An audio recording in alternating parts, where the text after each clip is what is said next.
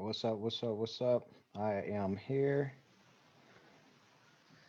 I am just taking some time to get set up. So if you are logged on already, definitely appreciate you. Just let me know where you logging in from and what market we should look at today. Just let me know.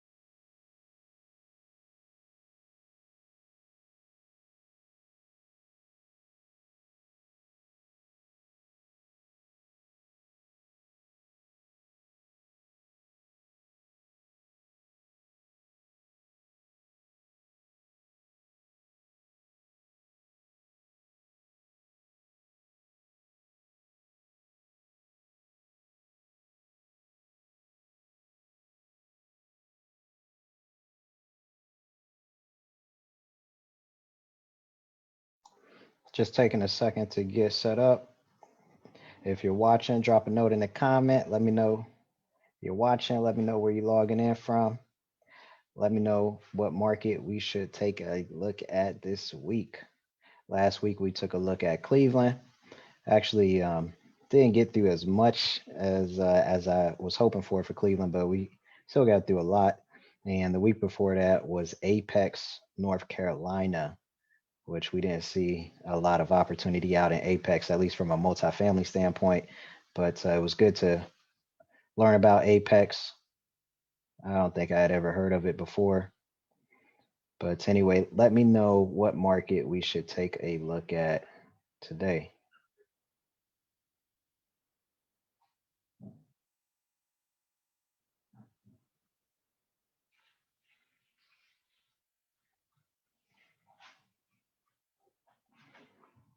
And let me know where you're checking in from as we get started.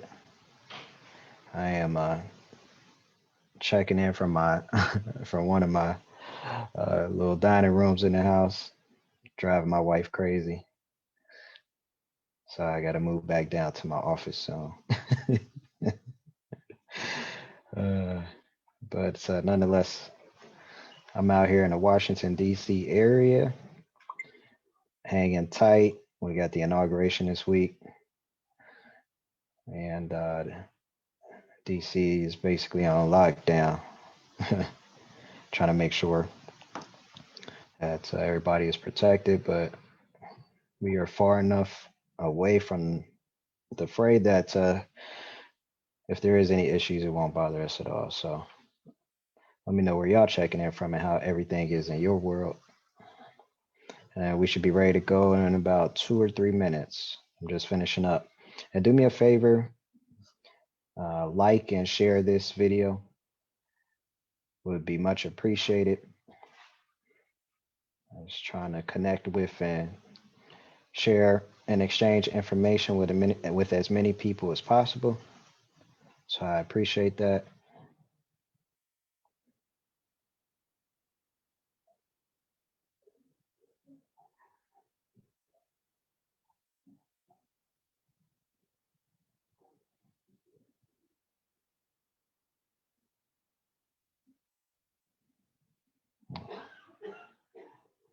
Okay.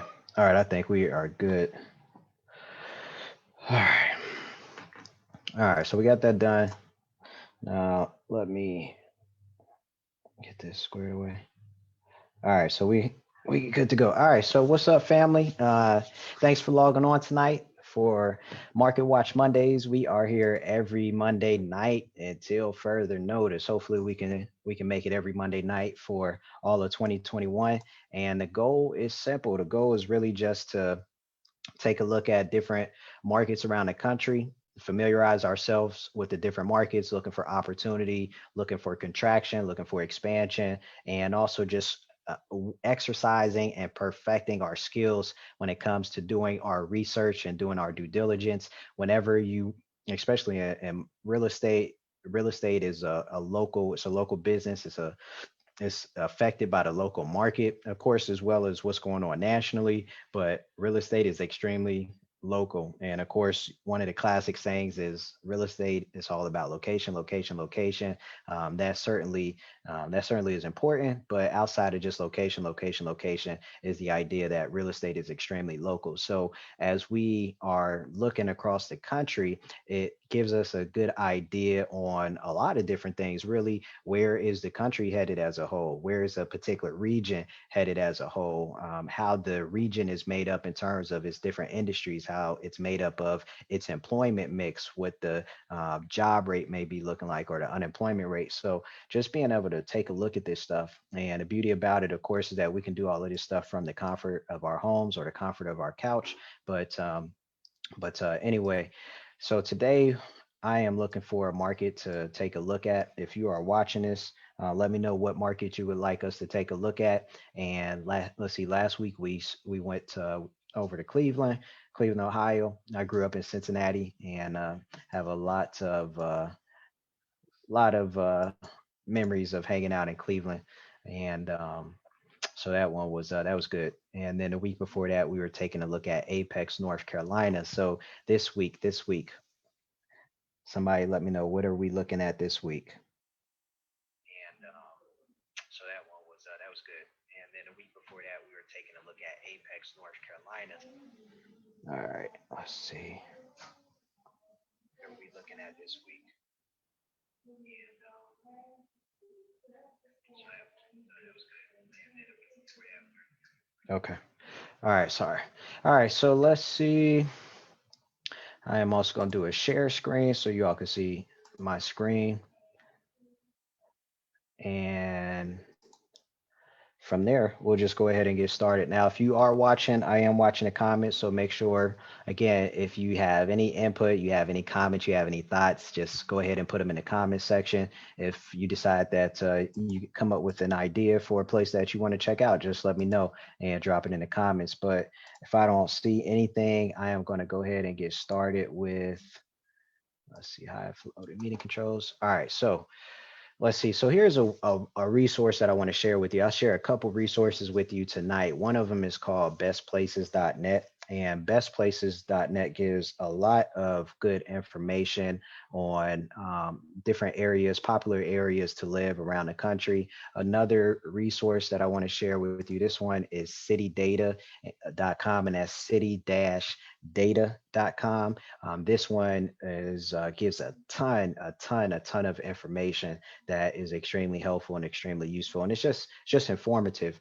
Another resource I want to share with you, this one is called spotcrime.com, and it's just an aggregator of policing information, of reporting information, where basically you can type in an address, you can type in a location, and it's going to bring up information on the different crimes that have taken place in that particular area. And not only will it tell you, that, hey, there are crimes in this area, but it'll also give you count, or it'll also give you a description of what type of crime was committed. So it's a good resource for you to kind of get an idea of the criminal activity in a particular area. But again, these are just a couple of resources that you can use while searching or looking at different markets. So let's see, since we're looking at this map, quick navigation. All right, let's take a look at, let's say, Huntsville. Had some conversations about Huntsville over the last week. So I'm going to type in Huntsville, Alabama.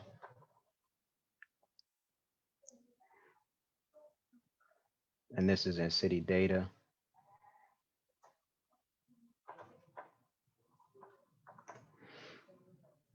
And this will get us started. And then of course, you always want to utilize the available resources that you have to find different pieces of information. Last week, one of the things we talked about basically pulling information, looking for information and pulling information from the operating memorandums for particular properties that you can find on like LoopNet. And by going through these operating memorandums, you can, if you can't find it on your own, or if you're starting at the point of, hey, I'm looking at listings, and then from the listings, I'm looking at the information that was supplied from there, the operating memorandum oftentimes will give you a lot of information, or at least a snapshot of information about what is going on in a particular area where this property is located. So last week we started to go over some operating memorandums and made the linkages there. But using city data, if you've never been to whatever location you're looking at, you can use a website like citydata.com, city slash or yeah, city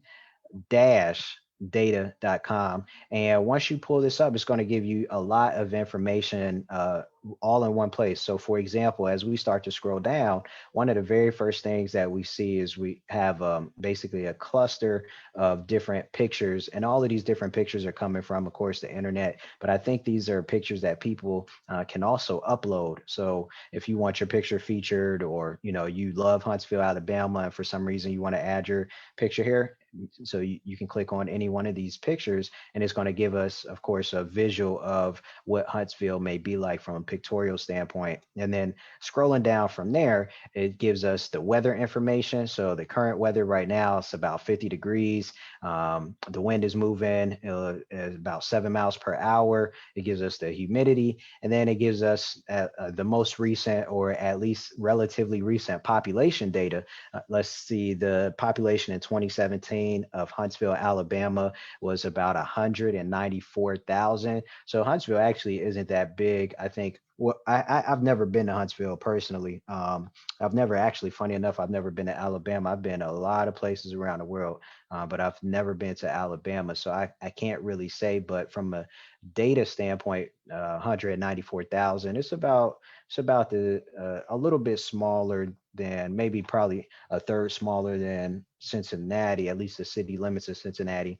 It says 97% urban with 3% rural. The population change has increased 23% since 2000. It gives you a male and female breakdown for about 47.4% of the population is male. Another 52, or not another, but 52.6% of the population is female. It gives us a median resident age for the area, as well as the median age for Alabama. The median age is 37.3. And then for the entire state of Alabama, the median age is 38.9.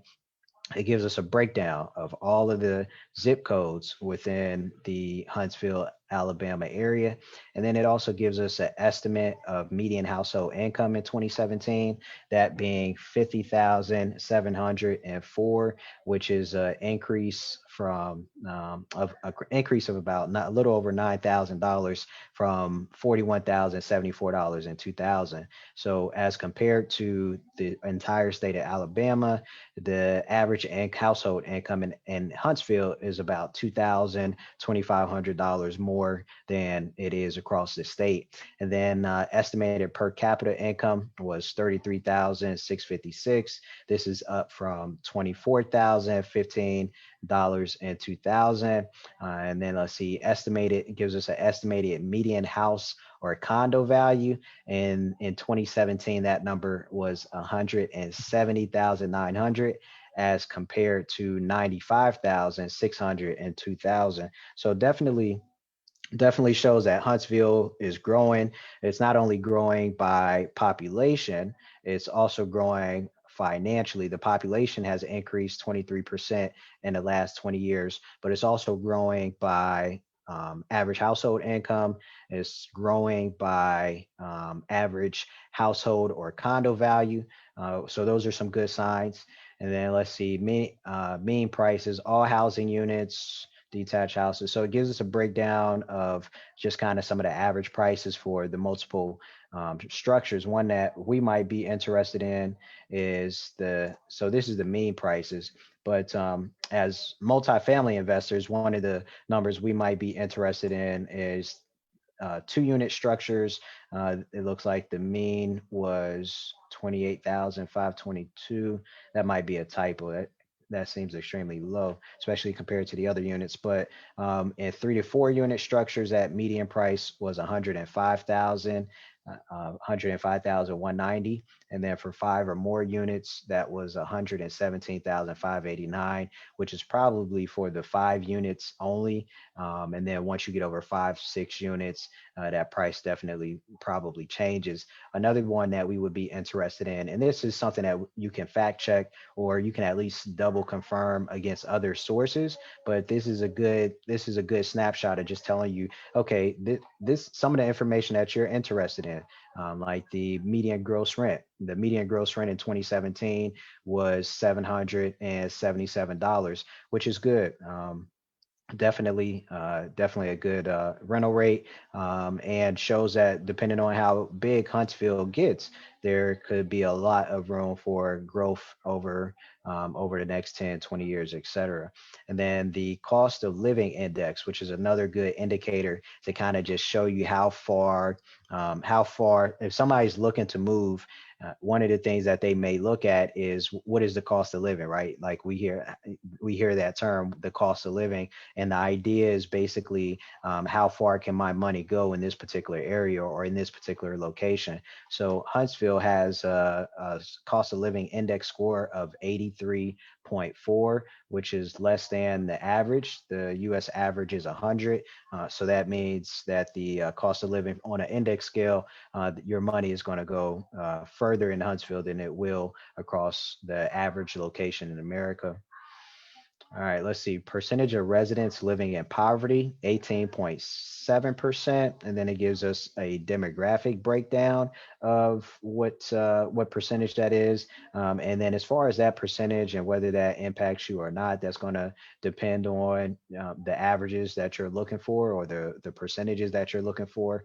And also it's just going to depend on the breakdown of where your investments are in the city, and whether that poverty is concentrated in a particular area or if it's spread out across the city. But again, having never been to Huntsville, I couldn't give you a clue from firsthand knowledge. So scrolling down, taking a look at this map. It gives you, hey Auntie, I see you. Thanks for logging on. So taking a look at this gives you just a outline map of the Huntsville area, a general outline. If we were to scale this out, it gives us a little bit better context. Which Huntsville, let's see how good these lines get. Okay, let me just pull this out. How far? Okay, I just wanted to see how the lines were going to break down, if they were going to show you some of the state lines and stuff a little more, with a little more contrast. But okay, so anyway, so on the city data website, and I'll just scroll down a little bit, it basically is going to just continue to give you a lot of demographic information. Here we have a breakdown of ethnicity.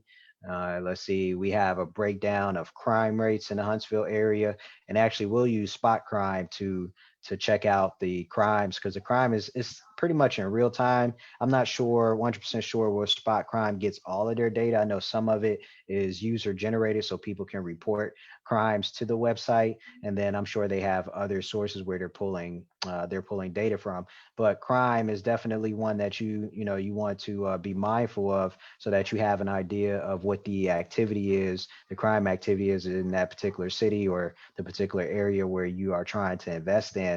And then this goes down and gives us some information on tourist attractions.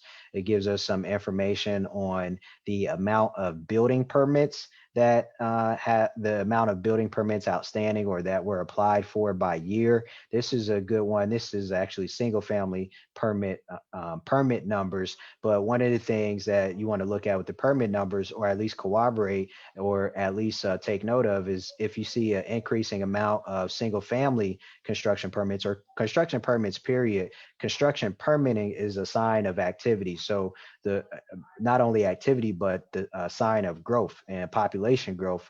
And so as well as just a strong economy, or at least money flowing through the economy. So looking at your building permits, if you see a location that is on a severe decline in terms of the amount of permits that were either outstanding or applied for in any particular year, then that could be indicative of an area that's losing population. All right, let's see. Number of permits, average permit costs. We don't need that right now. A snapshot of unemployment by year. We got a snapshot of historical population. We have a snapshot of historical housing units. We also have a snapshot of the most common industries. Now, this is a good one. Most common industries and most common occupations. One of the things you want to take note of in any particular economy is just how dynamic or how diverse the local economy is. And if the local economy is predominantly concentrated in one or two particular sectors, then that could obviously that could spell trouble down the line if something were to happen with that particular industry, or something were to happen to the companies that are in that particular industry. So having a good diverse industry base is good. So in this particular area, Huntsville, 12.9% of the industry is considered professional, scientific, or technical in nature. 10.2% is healthcare. 8.7% is accommodation and food services. Another 8.7%, 8.2% educational services, 7.6% public administration, 5.1% construction, and 4.7% administration and support waste and management.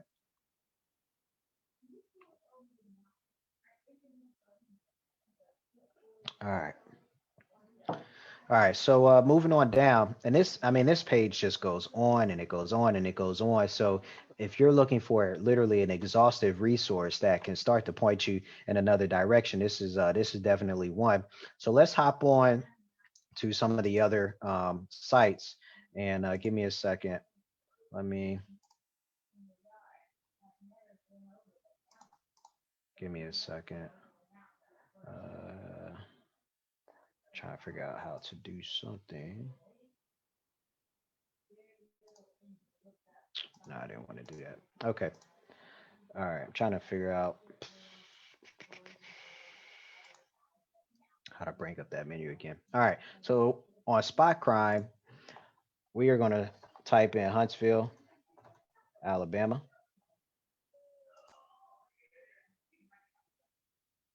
and let's see what pops up for Huntsville.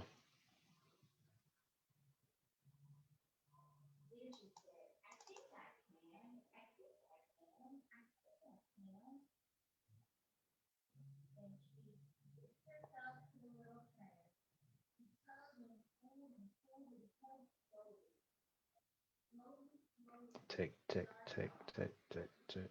All right. So you can sign up for alerts. This is also good too, honestly. If you just want to put your own location in here, you can put your own location in. You can sign up for alerts, and you can get personalized alerts, directly to your inbox. So if you are just curious about what's going on in your own community, you want to stay on top of what's going on in your own community, then this is a resource that you can use. So Huntsville, Alabama. Let's see, just in this particular area, and you can move the map around.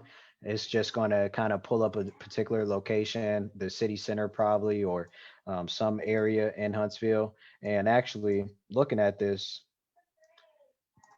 particular area does not, or at least this immediate vicinity is not showing a lot of showing a lot of activity, which is good. So let's pull up, we'll just hit on something. So, and this data too. This one, it kind of is old. I don't know how far back the information goes, but this particular one is showing something from March of 2020. This was an assault that happened. It gives you the block, the what block it was. It gives you the date. It gives you the time. You click on the different icons, and it just tells you, hey, there was a theft here. Here was another theft, and it tells you the day and time. Let's see, view crimes. And then you can also pull it up as just kind of a summary a summary box where you have, again, assault, you have something listed as other, you got a couple of thefts, but this is actually showing not showing that bad.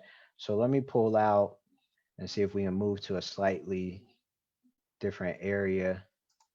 Because based on spot crime right now, this is like the safest area in America. Oh man.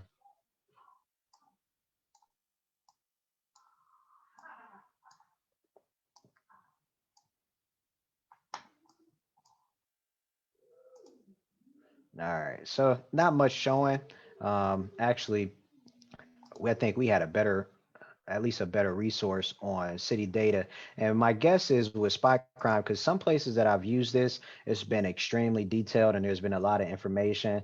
On this particular, in this particular area, it doesn't appear to be that good. There are only 3 or 4 crimes showing, and the date range is, this one is December 10th of last year, with another one being in March. So I think with spot crime, this particular website, it's only as good as the a particular area. So I think if you use that website, and you don't see a lot of stuff happening, then it just may be but the particular area where you are searching. But looking at this crime data from city data, and I don't know where they pulled their crime information from, it doesn't tell you.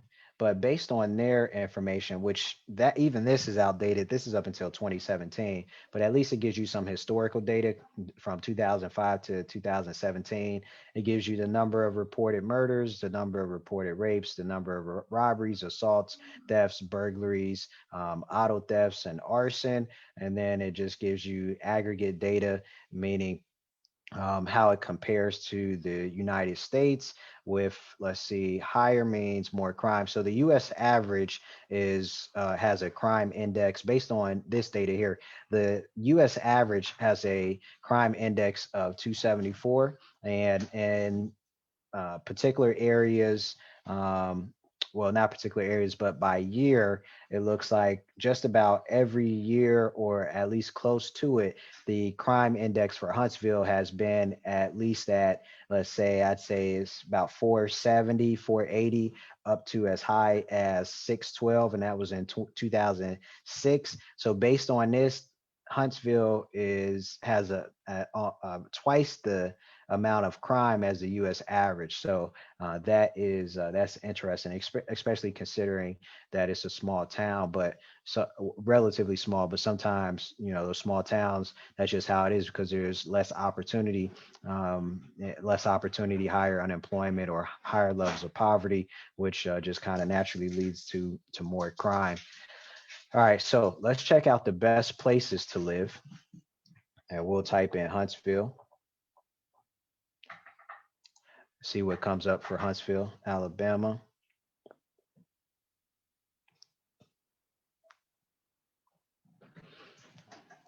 All right. So we get some information that's the same in terms of the data points.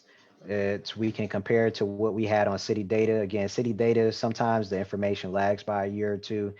So on best places, we've got a population of 190,000. We've got unemployment of 2.8%. Our median income is slightly down on this website at 49,000. And it gives us a comfort index of 7.3 out of 10, with a median age of 36.9. So like all data, wherever you get your data from, the information can vary slightly, but nonetheless, it at least gives you a range that you can now compare and say, okay, this particular data source is telling me this, that particular data source is telling me this. So you can use that and just create ranges, or at least just get a strong indication of where a particular market sits. So best places to live in Huntsville is telling us that this is a mid-sized city. It's extreme northern Alabama. It's 15 miles south of the Tennessee border. May, October, and September are the most pleasant months in Huntsville, while July and August are the least comfortable. And then we've got some quick facts. We've got some highlight information on the economy.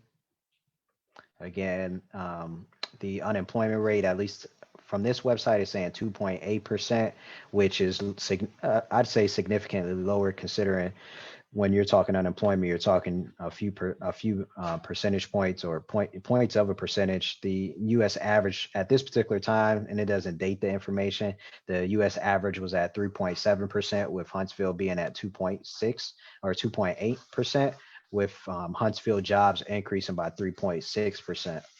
The cost of living is 14% lower than the U.S. average. If you remember earlier, we quoted it in the reverse that it was 86. I think they were reporting on city data. 86% was the cost of living index. Let's see, voting. This might be important. Voting, Madison County voted Republican in the previous 5 presidential elections. So if you're looking for somewhere to actually move, having an idea of what type of political culture is in that particular area might be important to you. Transportation, the average commute time is only 19 minutes, which is lower than the national average of 26.4, which is good for attracting population. And let's see, schools. The public school system spends about $11,583 per student. The average school expenditure in the U.S. is $12,383, so slightly lower than the national average. And then there are 16.9 students per teacher in Huntsville. So these are just, again, some more data points that you want to familiarize yourself with. And then we have some reviews, online reviews. You got to take them with a grain of salt. You've got some that say 5 stars and that say 4. You have one review here that says 1 star, but like anything, you take with a grain of salt. You kind of read through it and kind of get an idea of what type of attitude or what type of mindset or experience the person had when they were leaving that review. So moving on from there, let's hop on LoopNet. And this is actually want to show you all this last week because I mentioned this last week. So I'll show it to you now.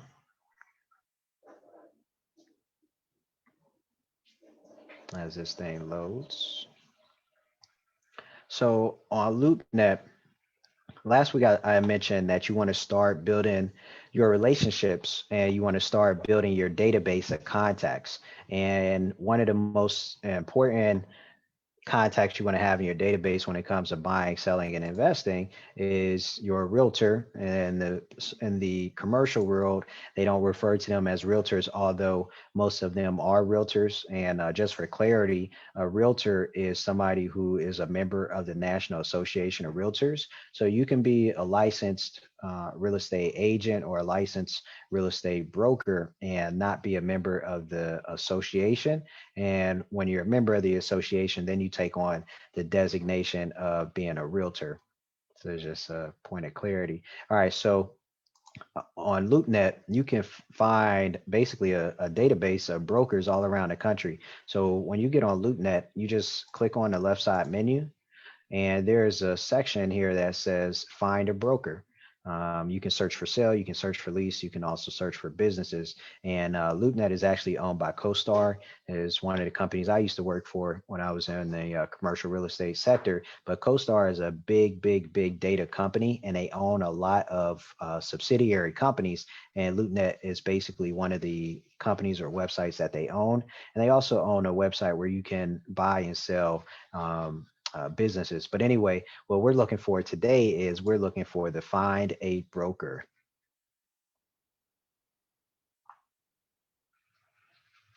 So when you click on find a broker, you can actually search by broker type, and then you can search by location, or you can search by broker name.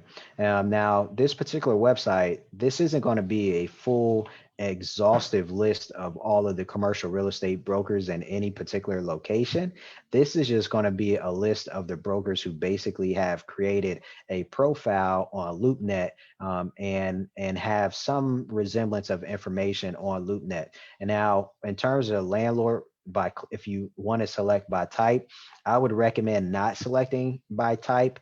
I wouldn't select landlord rep or tenant rep or investment sales, because since since the brokers are getting on these sites and they're creating their own profiles, sometimes they're putting in a specialty or a designation. Sometimes they're not. Sometimes they're including a lot of information about who they are and what they do. Sometimes they're including no information. So if you were to select a particular type, then you may miss a broker who is on there and provides that type of service, but they just don't have it outlined or spotted in their profile in the right area where that filter would allow you to filter them in or to filter them out. But you can select by property type. And the thing with property type, it's almost the same as broker type. A lot of times they're not, the profiles aren't detailed or exhaustive enough or accurate enough in terms of selecting the type and the service, so that you may pull up, or you're going to pull up a list of brokers who may deal in multifamily or who don't. But nonetheless,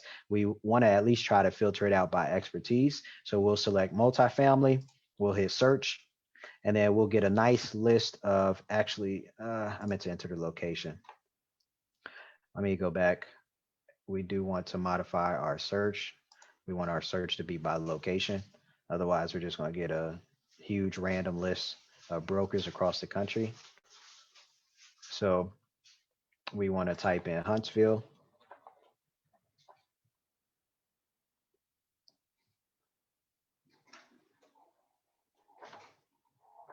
There we go, Huntsville, Alabama. And then click search. And then this is going to give us a good list of brokers in that area. Again, multifamily brokers.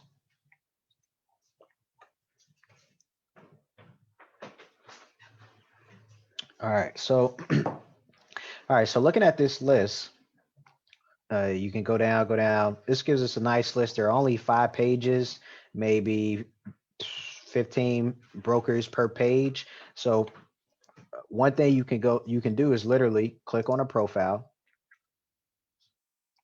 and it's going to tell us who this particular broker works for, Triad Properties.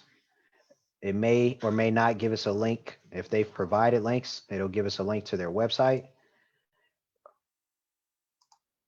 It may give us a link to some of their social media. In this case, he's got a LinkedIn profile. And it's going to give us if they've uploaded, because LoopNet is not, as far as I know, I may be wrong. I'd have to double check, but I don't. So LoopNet, the properties on LoopNet, they're not syndicated in the same fashion as Redfin and Trulia. I think agents actually have to get on here and upload their listings. So if somebody has a listing on here, one, because they have to get on here and upload their listings, oftentimes they're not uploading them with a lot of frequency. So they may have stale listings on here that haven't been updated in a while, or they may have just a couple listings up here just to show, hey, here I am, here are a couple listings. Call me if you want to, call me if you want to do business or you want to find out more. So anyway, the profiles on here are really simple. They have a listing section, they have some links, and then they have a quick about me. Oftentimes, you'll find that brokers don't include any type of bio information, and then if they do, they'll give you all of the information or some of the information about their background, maybe different awards that they won, they'll what their specialty is. And in this case, this guy, he has literally every type of tenant rep or landlord rep for every type of property in here in terms of his specialty. If you follow me for any amount of time, or you've probably heard me talk about focus and specialization, it's really difficult for you to be a specialist or to specialize in 10 different things. But nonetheless, he's got landlord rep for flex office space, full service, industrial, land, office, retail, as well as tenant rep for the same property types. He's out of the Huntsville, Alabama area. And then the property types, he's got office, industrial, retail, flex, multifamily, and specialty. And he's got a degree in a bachelor's of science in economics from the University of Denver. So basically what I would do if I were building a list of brokers to reach out to and to contact, I would literally go down this list. I would capture their name. I would capture the company that they work for. I might, if they have a link to their website, I would go to their website. If they didn't have a link, I would basically Google them or Google their company, go to the company's website, go to their website, and you want to take down their contact information. If they have an email, if you can find the email, if they have a phone number, you can find the phone number. And literally, when you're ready, right, and you're prepared, you're ready to actually start having those types of conversations, you're just going to go down the list and you're going to reach out to them and you're going to let them know who you are. I'm a multifamily real estate investor and I'm looking for opportunities in the Huntsville, Alabama area. What's up, Lawrence? I see you. And you know, I'd like to get on your buyers list if you have an active list or any type of communication. And you know, I'd like to find out how I can find out about some of your opportunities that don't always hit the market. So anyway, looking at this company, you can also get a good idea of what this company does. In some respect, acquisitions, development, managed properties. It'll give you a history of the company. But nonetheless, you're looking for contact information, names, phone numbers, and email addresses. And then you're adding all of these individuals to your database and you're reaching out to them so that, again, you can build those the relationships with these brokers who are specializing or at least engaging in multifamily business in some way, shape, what's that saying? Way, shape, form, or fashion, I think it is.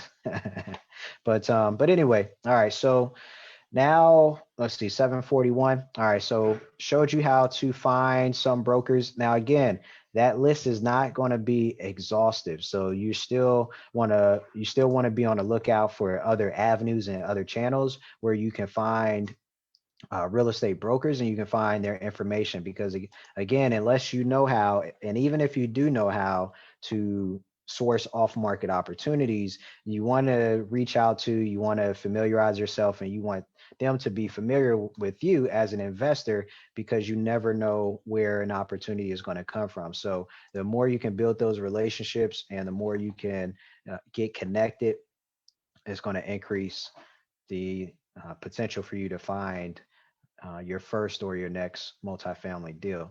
So we'll finish up. It's 742. See if we can see what's on the market in Huntsville as far as any multifamily properties. Take a look at operating our offering memorandum. What's up, Antonio? We are just taking a look at some information out in Huntsville.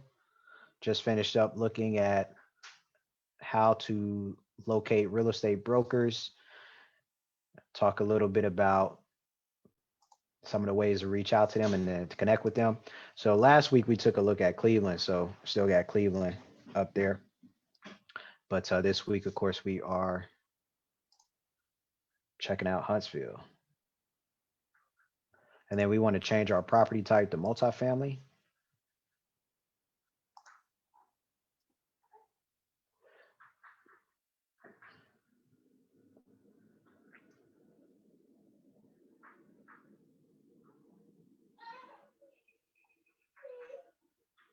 All right, so here's a 37 unit. This one is in an opportunity zone. So if you've been keeping up with real estate, you've been keeping up with, you know, tax plans and stuff like that, you may be familiar with the opportunity zone. If you aren't familiar with an opportunity zone, it's basically a specialized area that was created through one of the tax through some tax legislation that was passed under the Trump administration, and it basically incentivizes investment in particular areas within a certain particular areas within a certain like city, for example, where they're trying to spur or increase investment activity. And the idea is by offering a tax advantaged investment, basically investment zone, it will attract investors to come in and basically invest in those particular areas. So that's basically what an opportunity zone is. Now, this particular one, this 37 unit complex, all right, let's see, links, Bonnell Drive, attachments. Let's see, Dropbox link. All right, so what does he have in a Dropbox? Let's see if we've got an offering memorandum in there.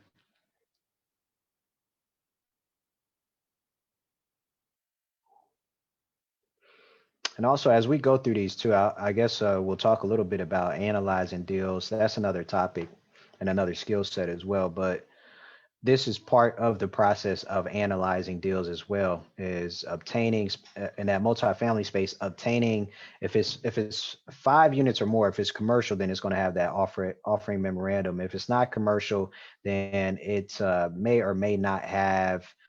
Let's see, CFCF year to date 2019. All right, so that's financial data. See what attachments they have. If it's 4 units or less, you may or may not get some of the expense information. It's going to be a lot less information anyway, but you may or may not get that information up front. So you're going to have to ask if you're working directly with the listing agent in like a dual agency capacity, then you're going to have to ask that agent for the information. But I would recommend, if you are buying property, if you're not that experienced in buying property, I wouldn't say don't do a dual agency situation. Just make sure that dual agency situation, at least they have another agent who is representing you, because if not, then it's going to be a little difficult for that agent to represent both parties and to be able to adequately represent both parties. But those transactions are more specialized for more experienced investors when you work in a dual agency and you're working with the same agent. But all right, so this is all financial data. And what I was hoping for was an offering memorandum so we could take a look at some of the highlights from the market. So I'll just check one more. If if not, we'll do a Google search for Huntsville and see what type of development is going on in Huntsville.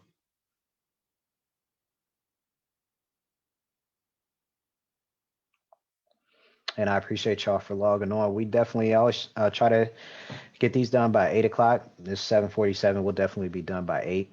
I don't definitely don't want to hold you, but I appreciate you for logging on. Okay, so that was a 37 unit. And actually I have looked at these and I think all three of these were by the same agent,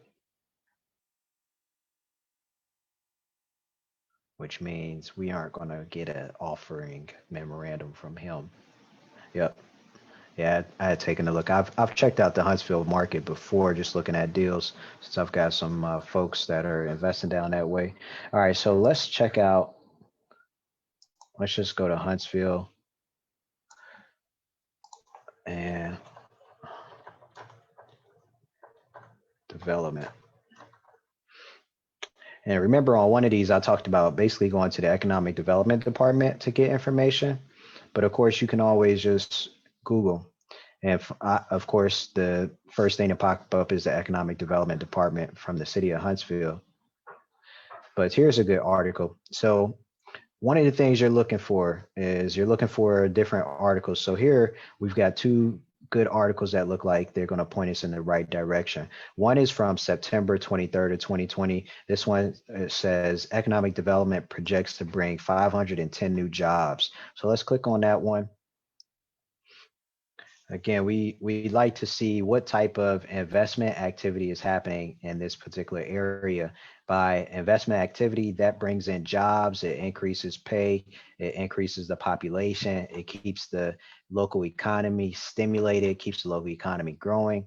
And all of that is important when it comes to running any type of business, and certainly important when it comes to owning and maintaining multifamily property. So this one, let's see, the Huntsville Madison County Chamber of, and that's the Chamber of Commerce, today announced that new economic development projects will bring 510 new jobs and more than 71 million in investment to the community.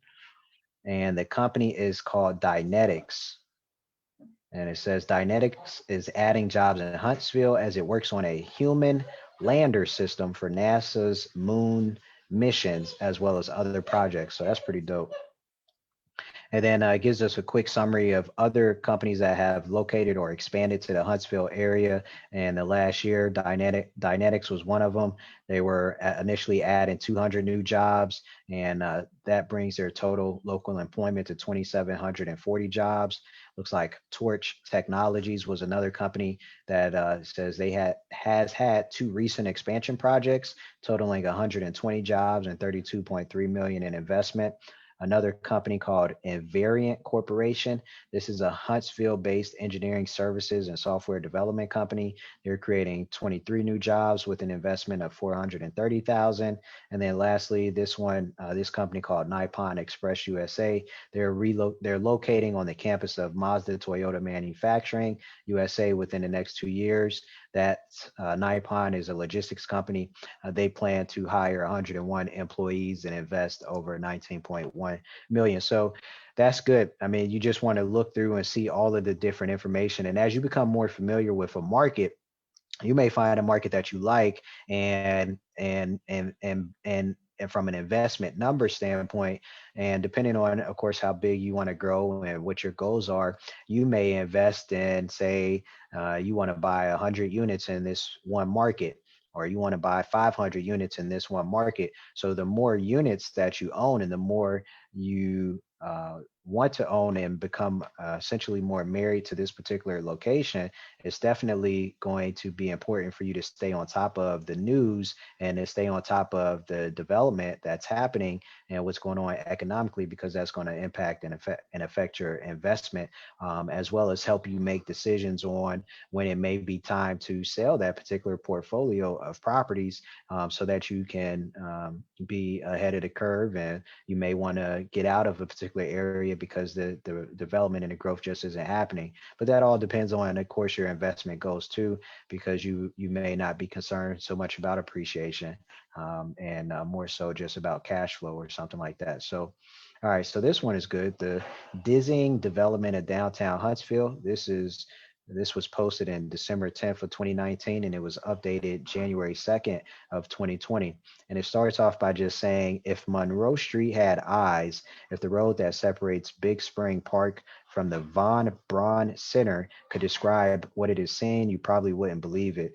Just this year alone, the downtown Huntsville road has seen one new hotel open, construction begin on another, a third hotel announced plans for construction, and a dramatic expansion ongoing at the VBC itself. And remember, Huntsville, population wise, is relatively small. It's only 190,000. So when you've got a main street in downtown experiencing development like that, there are a couple hotels coming in. Those hotels are a good sign of one of the things we had talked about before, is just tourism. And tourism traffic and travel traffic and people coming in to visit the city for one reason or another. So that's a good sign, especially when, there are a lot of downtowns that aren't experiencing any development at all, or any growth at all.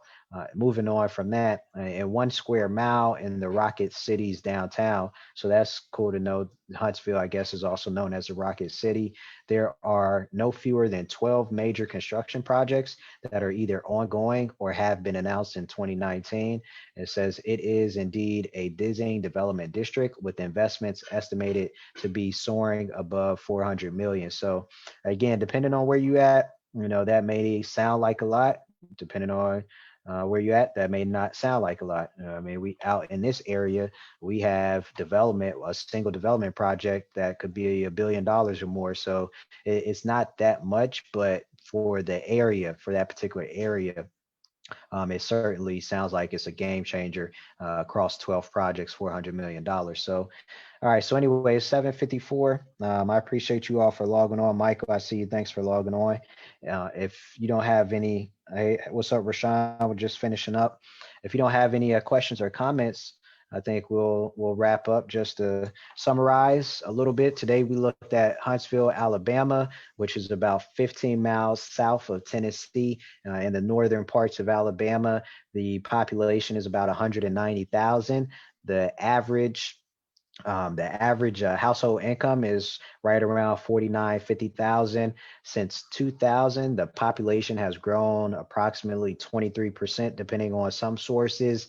The average home price and the average condo price has increased from about 90,000 in 2000 up to about 174,000 now, where we are today. We've got a lot of development activity happening in the downtown area. And then also from a crime standpoint, interestingly enough, the crime, at least reported by one website, was slightly higher, not slightly, it was twice as high as the US average. But of course, that has to be taken in the context of the fact that you're talking about crime being reported across the entire country. So that is pulling everybody together. So based on its size, I don't know how bad the crime is, but crime is everywhere. So it's just something you got to be mindful of.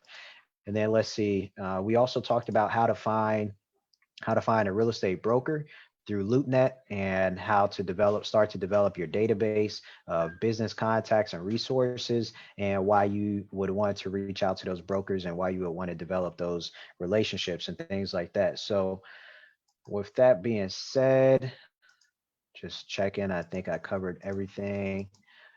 We also talked about, lastly, just a couple resources that you can use, bestplaces.net, to help you with some of your data and information when pulling up a particular location. Again, that is bestplaces.net. Another potential resource, and this one is pretty thorough, at least gives you a lot of information that you can then research from other angles, is city-data.com. And then the last one is spotcrime.com, which appears to be robust depending on what particular area you are looking for. So you might want to find a different crime data resource, but nonetheless, that's spotcrime.com and city-data.com. And then finally, bestplaces.net. So with that said, checking the comments, I think everybody is good. I appreciate you for logging on. Make sure you check out my Facebook group. We have a free multifamily Facebook group that we're growing, a nice little community called the Multifamily Investors Collective. I also do a lot of Facebook Live. Actually, tomorrow I have a Facebook Live with a friend. We're doing a interview with somebody to talk about entrepreneurship and to talk about infinity banking. So she's going to talk about a different investing aspect and a different investing vehicle that you can use. And then she's actually going to do a full presentation for one of our monthly meetups. We have a monthly multifamily meetup that meets on the second Wednesday of every month at 7 p.m. Eastern Standard Time. That is live via Facebook. But we've got a lot of good stuff going on. So definitely check out my fan page. Definitely check out the Facebook group and make sure that you connect with us, and look forward to learning and growing with you all in 2021. So take care, have a good night, and we'll see you later.